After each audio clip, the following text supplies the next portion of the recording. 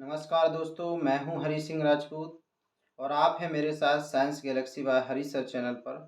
और आज हम कक्षा 10 में जो संसाधन एवं विकास जो भूगोल विषय है जिसका नाम किताब का समकालीन भारत 2 है, ये सामाजिक में है और इसके आज हम 50 प्रश्नों को डिस्कशन करेंगे। चलिए तो दोस्तों, अगर आप इस चैनल पर नए हैं तो साइंस गैलेक्सी बाय हरी सर चैनल को सब्सक्राइब कर लीजिए और बेल का आइकन भी दबा लीजिए। चलिए प्रारंभ करते हैं। प्रश्न पहला, रियो डी जेनेरो सम्मेलन डॉट डॉट किस सन में हुआ? तो ये हुआ 1992। कब हुआ? 1992। प्रश्न क्रमांक दूसरा है, रियो डी जेनेरो सम्मेलन जो पृथ्वी सम्मेलन कहाँ पर हुआ? ये ब्राज़ील के शहर रियो डी जेनेरो में हुआ। तो कहाँ पर हुआ? Rio de Janeiro. प्रश्न क्रमांक तीसरा है, जून 1992 में पृथ्वी सम्मेलन में डॉट डॉट कितने देश के राष्ट्राध्यक्ष शामिल हुए थे? तो इसमें 100 से अधिक। क्या भरना है इसमें? 100 से अधिक।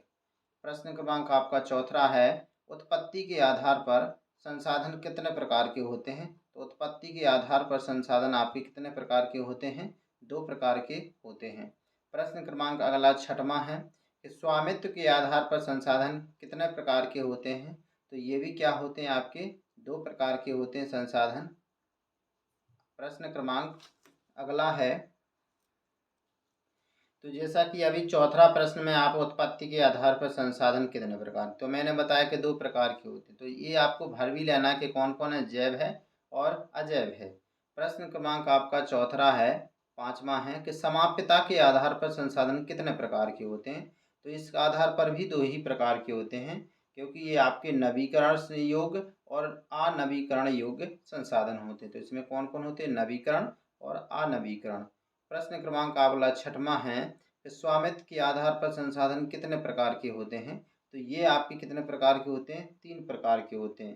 स्वामित्व जैसे व्यक्तिगत, आपका सामुदायिक और राष्ट्रीय और अंतर्राष्ट्रीय। तो ये कितने प्रकार के हो गए? आपके 4 प्रकार के होते हैं। कितने प्रकार के होते हैं आपके दोस्तों? 4 प्रकार के होते हैं समाप्यता के आधार पर। ठीक है, समाप्यता के आधार पर नहीं दोस्तों, स्वामित्व के आधार पर कितने प्रकार के होते हैं? आपके 4 प्रकार के होते हैं। तो जो आपका स्वामित्व है ये छठवां है, ये आपके कितने प्रकार के होते हैं? 4 प्रकार के। कौन कौन? व्यक्तिगत, सामुदायिक, राष्ट्रीय और अंतर्राष्ट्रीय। प्रश्न क्रमांक 7वें नंबर का है, विकास के आधार पर संसाधन कितने प्रकार के होते हैं? तो विकास के आधार पर संसाधन कितने प्रकार के होते हैं? ये भी आपके 4 प्रकार के होते हैं। कौन कौन है? संभावी, विकसित, भंडार और संचित कोष। तो कितने होते हैं? 4 प्रकार के। अगला प्रश्न है 5वें नंबर का, 9वें नंबर का। तो आपका प्रश्न क्रमांक आपका 8वें नंबर का, सॉरी, चलिए 8वें नंबर हम देखते हैं। जीवाश्म ईंधन के बनने में कितने वर्ष लग जाते हैं? तो इसमें बहुत समय लगता है, लाखों वर्ष। तो कितने समय लगता है? लाखों वर्ष। प्रश्न क्रमांक 9वें नंबर का, तट रेखा से डॉट डॉट की दूरी पर से परे खुले महासागरीय संसाधनों पर किसी देश का अधिकार नहीं है। तो कुल मिला के ये है कि हमारी जो तट रेखा होती है उससे बाहर किस देश का अधिकार होता है? तट रेखा हमारी जो मतलब समुद्री रेखा है, तो उसके बाहर किसी भी देश का जो, जैसे तट रेखा कितनी होती है हमारी? 200 मील। कितनी होती है? 200 मील होती है। तो ये इसके बाहर कोई भी देश का अधिकार इस पर नहीं होता है। प्रश्न क्रमांक अगला है कि यूएनसीईडी का पूरा नाम क्या है? तो इसका पूरा नाम क्या है? संयुक्त राष्ट्र पर्यावरण और विकास सम्मेलन। संयुक्त राष्ट्र पर्यावरण और विकास सम्मेलन, United nation conference environment and development. तो संयुक्त राष्ट्र पर्यावरण और विकास सम्मेलन। प्रश्न क्रमांक 11 नंबर देखिए आप, झारखंड, मध्य प्रदेश और छत्तीसगढ़ आदि प्रांतों में किसके प्रचुर भंडार हैं? तो दोस्तों यहाँ पर सबसे ज़्यादा मतलब क्या मिलता है? यहाँ पर आपका कोयला बहुत ज़्यादा मिलता है। तो खनिज और कोयला सबसे ज़्यादा आपके यहाँ देखने को मिलते हैं। प्रश्न क्रमांक 12 नंबर का देखिए, पवन और सौर ऊर्जा संसाधनों की बहुतायत किस राज्य में है? तो पवन और सौर ऊर्जा संसाधन जो सबसे ज़्यादा आपको देखने की संभावना है वो आपके राजस्थान में है। कहाँ पर है दोस्तों? राजस्थान में है। चलिए प्रश्न क्रमांक अगला देखते हैं हम। किसने कहा था कि हमारे पास पेट भरने के लिए बहुत कुछ है लेकिन पेटी भरने के लिए नहीं? तो ये कथन बहुत ही प्रसिद्ध है और ये हमारे राष्ट्रपिता गांधी जी का है। तो किसका है कथन? गांधी जी का। प्रश्न क्रमांक आपका 14 नंबर का है। किसकी पुस्तक स्मॉल इज ब्यूटीफुल है? स्मॉल इज ब्यूटीफुल ये किताब है सुमेसर की। किसकी है? सुमेसर। प्रश्न क्रमांक 15। अंतर्राष्ट्रीय स्तर पर व्यवस्थित तरीके से संसाधन संरक्षण की वकालत 1968 में डॉट डॉट किसने की? तो ये वकालत की थी आपकी क्लब ऑफ रोम। किसने? Club of Rome. प्रश्न क्रमांक हम अगला चलते हैं 16 नंबर पर। 1987 में डॉट डॉट किस आयोग रिपोर्ट द्वारा वैश्विक स्तर पर संसाधन में मूलाधार योगदान किया गया? तो दोस्तों इस ये किया गया था आपका ब्रूटलैंड। क्या भरना आपको इसमें? ब्रूटलैंड। प्रश्न क्रमांक 17 नंबर है। भू संसाधन में पठार कितने प्रतिशत पर स्थित हैं? तो अगर हम बात करें हमारे इसमें तो पठार कितने परसेंटेज पर हैं? तो ये 27% भूमि पर स्थित हैं पठार। प्रश्न क्रमांक 18 है। भू संसाधन में मैदान डॉट डॉट कितने प्रतिशत भाग पर है? तो ये 43% पे, 43%। 4 पे 3 43। प्रश्न क्रमांक अगला है 19 नंबर का है। भू संसाधन में पर्वत डॉट डॉट कितने प्रतिशत भाग पर स्थित हैं? तो पर्वत आपके कितने भाग पर हैं? आपके जो आपके हैं पर्वत ये आपके हैं 30% पर। कितने पर है पर्वत? 30% पर। प्रश्न क्रमांक आपका 20 नंबर का है। भारत का कुल भौगोलिक क्षेत्रफल कितने लाख वर्ग किलोमीटर है? तो ये आपका है 32.8 लाख वर्ग किलोमीटर पर। कितना है? 32.8 लाख वर्ग किलोमीटर। चलिए दोस्तों नेक्स्ट प्रश्न देते हैं। भारत का कुल भौगोलिक क्षेत्रफल का कितना प्रतिशत भाग के ही भू उपयोग आंकड़े उपलब्ध हैं? तो मतलब हमारे पास कितने भौगोलिक क्षेत्र के आंकड़े इससे हैं? वो है हमारे पास केवल 93%। कितने? 93% के। वहाँ की जैसे इसमें ये निकल जाता कि जैसे पाक अधिकृत क्षेत्र हो गया और कुछ आपका जो हमारा चीन का कुछ इसके चीन के कब्जे में जो इसका कश्मीर का कुछ अरुणाचल प्रदेश का, तो ये कुछ इलाके जो हमारा अभी मैप में नहीं है। 22 नंबर का प्रश्न कह रहा है भारत के सूचित क्षेत्र के लगभग प्रतिशत हिस्से पर खेती हो सकती है? तो हमारे ये 54% पर, जैसे अभी 43% में हम खेती कर रहे हैं मैदान है तो अभी हम 54% पर खेती कर सकते हैं अगर पानी वगैरह की सबकी व्यवस्था अच्छे से हो जाए तो। प्रश्न क्रमांक कितना? 23 नंबर का। पंजाब और हरियाणा में प्रतिशत भूमि पर खेती होती है? तो यहाँ पर आपकी 80% पर। कितने पर होती है? 80% पर। प्रश्न क्रमांक हम अगला देखते हैं। प्रश्न क्रमांक 24 नंबर का। अंडमान निकोबार द्वीप समूह में कितने प्रतिशत से भी कम क्षेत्र बोया जाता है? तो दोस्तों ये बोया जाता है हमारा 10% से कम क्षेत्रफल। कितना? 10% से कम। प्रश्न क्रमांक 25 नंबर का है। हमारे देश में राष्ट्रीय वन नीति द्वारा निर्धारित वनों के अंतर्गत प्रतिशत भौगोलिक क्षेत्र वांछित है? तो ये कितना है आपका? 33%। तो 33% है।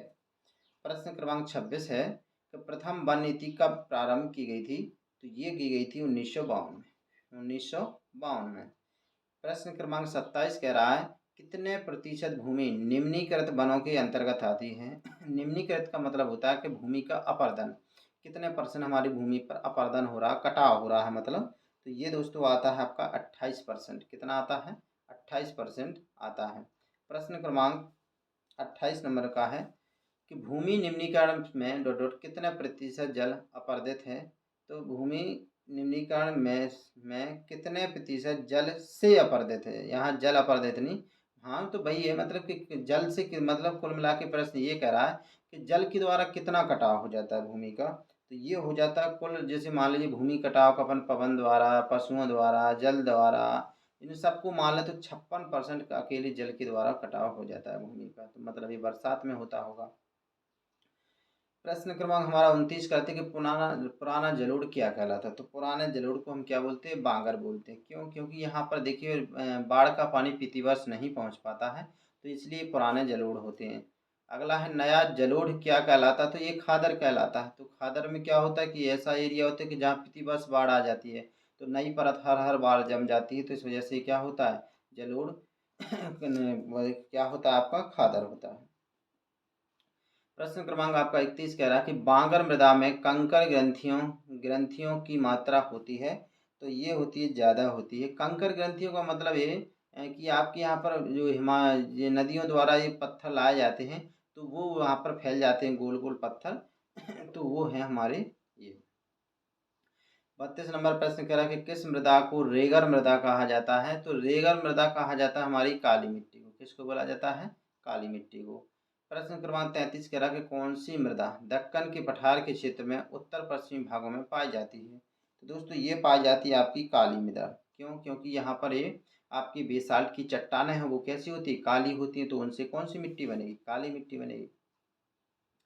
काली कपासी मृदा के नाम से किसे जाना जाता है, तो ये आपकी काली मिट्टी ही होती है। क्यों? इसको स्वतः जुताई वाली मिट्टी भी बोलते हैं। अब काली मिट्टी को कपासी वाली इसे, क्योंकि कपास जो आपका ज़्यादा जितना भी गुजरात महाराष्ट्र में होता है, तो यहाँ पूरी काली मिट्टी है, तो इस वजह से इसको कपासी बोला जाता है, क्योंकि कपास सबसे ज़्यादा काय में पैदा होता है काली मिट्टी में। काली मिट्टी का एक और नाम है जिसको स्वतः जुताई वाली मिट्टी बोला जाता है, क्योंकि आप देखिए जब ये सूखती है गर्मियों में, तो इसमें बड़ी बड़ी लंबी दरारें फट जाती हैं, इसलिए इसको स्वतः जुताई वाली मिट्टी भी बोला जाता है। प्रश्न क्रमांक आप 35 नंबर का देखिए, लेटेराइट शब्द किस भाषा से बना हुआ है, तो दोस्तों ये आपका ग्रीक भाषा का शब्द है, क्या लेटेराइट। इसका अर्थ क्या होता है? लेटेराइट शब्द किस भाषा से बना, ये हो गया प्रश्न 35, तो एक इसका आंसर हो जाएगा आपका ग्रीक। और 36 नंबर का प्रश्न कह रहा है कि लेटेराइट शब्द का अर्थ क्या होता है, तो देखिए अर्थ क्या होता है? लेटेराइट शब्द का अर्थ होता है ईंट। क्या होता है? ईंट।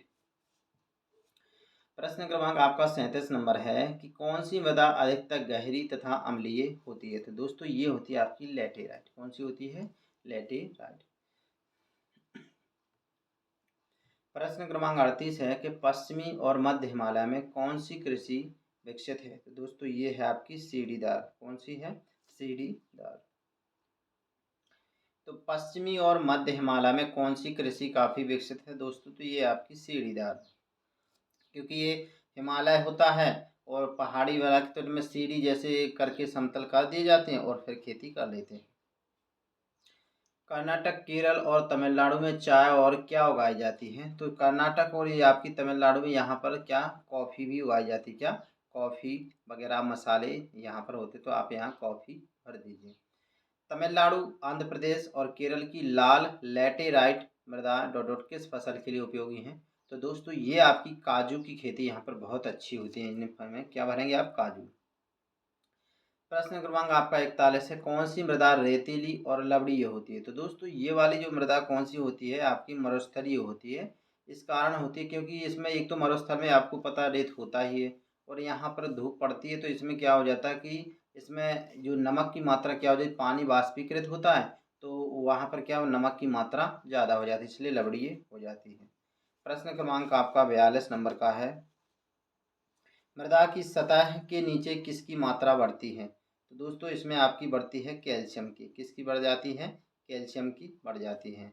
तो वो चूने के गोल गोल टाइप के बन जाते हैं, तो वो किसकी बढ़ जाती है? चूना की। बहता जल मृत्तिका युक्त मृदाओं को काटते हुए गहरी वाहिका बनाता है, जिसे क्या बनते हैं, तो ये होते हैं अवनालिका। देखिए दोस्तों क्या होता है कि आप भिंड मुरैना क्षेत्र में जाएंगे, तो वहाँ पर इतना ज़्यादा कटाव होता है मिट्टी का कि आपके मतलब बहुत चौड़े चौड़े ऐसे हो जाए कि आप ट्रैक्टर भी नहीं चला सकते, इतने चौड़े उसमें कट जाती है। ये बहुत ही इंपॉर्टेंट प्रश्न है, और ये प्रश्न यूपीएससी लेवल, बीएससी पीएससी सबसे में मतलब पूछा जाता है, पीएससी वगैरह में। तो इसको बोला जाता है, इसको अवनालिका अपर्दन बोला जाता है, उत्खात भूमि भी बोला जाता है इसको, और इसको रीवान लैंड भी बोला जाता है। तो कुल मिला के ये सबसे ज़्यादा अगर कहीं कटाव होता है तो ये भिंड मुरैना क्षेत्र में होता है। तो इसमें क्या भरेंगे आप? अवनालिका। ऐसी भूमि जो जोतने योग्य नहीं रहती उसे कौन सी भूमि कहते हैं? उसे क्या बोलते हैं? उत्खात भूमि। क्या बोलते हैं? उत्खात भूमि। तो क्योंकि इसे बड़े बड़े गड्ढे हो जाते हैं, तो उसी उसी का है ये, अवनालिका का ही दूसरा रूप है। ऐसी भूमि जो जोतने योग्य नहीं रहती उसे चंबल बेसिन में ऐसी भूमि को क्या कहा गया? तो चंबल बेसिन में ऐसी को खड्ड भूमि कहा गया। क्या बोला गया? खड्ड भूमि। आपने देखा है कि जो चंबल क्षेत्र डाकू लुटेरों के लिए बहुत फेमस हुआ करता था, तो यहाँ पर आपके जो चोर वगैरह हैं वो इन्हीं में छुप जाया करते थे। तो ये मतलब क्या है? खड्ड भूमि भी इनको बोला जाता है। अगला है प्रश्न क्रमांक आपका 46 नंबर का है कि ढाल वाली भूमि पर समोच्च रेखाओं के समांतर हल चलाने से ढाल के साथ जल बहाव की गति घटती है, इसे क्या कहते हैं? तो ये कहलाती है समोच्च जुताई। क्या कहलाती है? समोच्च। अब जैसे जो ढलान है, अब ढलान के आपको क्या चलाना है? विपरीत में चलाना है। तो उससे क्या होगा कि जो मिट्टी है ऊपर की नीचे नहीं आएगी। ठीक है। अगला है 47 नंबर का कि फसलों के बीच में घास की डॉट डॉट उगाई जाती है। तो देखिए इसमें आप उगा देते हैं घास की पट्टियाँ उगा देते हैं। तो इससे होता क्या कि अब बीच में जैसे हवा चलती तो वो हवा डायरेक्टली आपकी फसल पर वार नहीं कर पाती है, तो आपकी फसल गिरने से बच जाती है। कुल मिला के ऐसे स्थानों पर इसको किया जाता है जहाँ तेज हवाएं चलती हैं। प्रश्न क्रमांक 48 कह रहा है कि कौन पवनों द्वारा जनित बल को कमजोर करती है? तो कौन करती है? ये घास की पट्टियाँ, क्योंकि वो उसमें हवा छिड़ेगी तो मतलब उसके बल को कमजोर करेगी। प्रश्न क्रमांक 49 है पवनों की गति को कम करने के लिए पेड़ों को कतारों में लगाने लिखना है, क्या कहते हैं? तो हम जब पेड़ों को कतारों से लगाते हैं उसको रक्षक मेखला बोला जाता है। क्या बोला जाता है? रक्षक मेखला। जलोढ़ मृदा के किनारे मिलती है। तो जलोढ़ मृदा मृदा कहाँ मिलती है? नदियों के किनारे। अब नदियों के किनारे में जैसे आपका सिंधु नदी, गंगा नदी, यमुना नदी, ब्रह्मपुत्र नदी, कृष्णा नदी, गोदावरी नदी, क्योंकि जलोढ़ माने क्या है? जल के द्वारा बहा कर लाई गई मिट्टी। तो ये कहाँ पर आपको देखने को मिलेगी? नदियों के किनारे ही मिलेगी। तो ठीक है, इस तरह से हमने आपके 50 प्रश्नों को डिस्कस कर दिया हुआ है। अगर आपको ये चैनल पसंद आ रहा हो तो साइंस गैलेक्सी बाय हरी सर चैनल पर आप विजिट करिए और अपने दोस्तों को भी जोड़िए। तो इस तरह से देखिए आपको पूरे 50 प्रश्न करवा दिए हैं, उसका भी सॉल्यूशन करा दिया है। नेक्स्ट भी आपको ऐसे ही मिलते रहेंगे। चलिए, धन्यवाद।